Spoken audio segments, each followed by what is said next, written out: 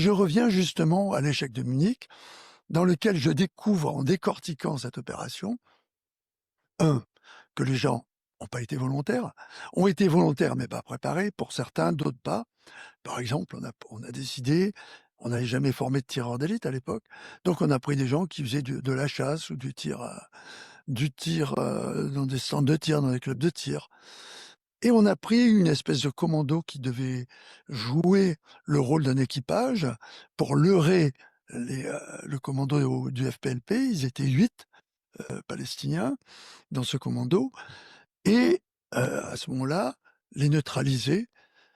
Une partie, ceux qui gardaient les otages qui étaient arrivés en hélicoptère, et les autres, quand on pensait qu'ils viendraient voir l'avion qui leur était destiné, et au moment où ils viendraient voir l'avion, on les interpellerait ou on les neutraliserait pour prendre une formule un peu plus douce.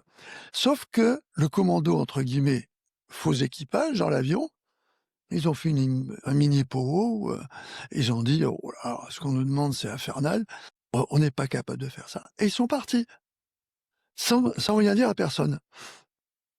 Il n'y avait plus que les 5 pseudo-tireurs d'élite, 5 face à 8 preneurs d'otages, qui ont dû essayer de tirer comme ils ont pu dans des conditions pas possibles.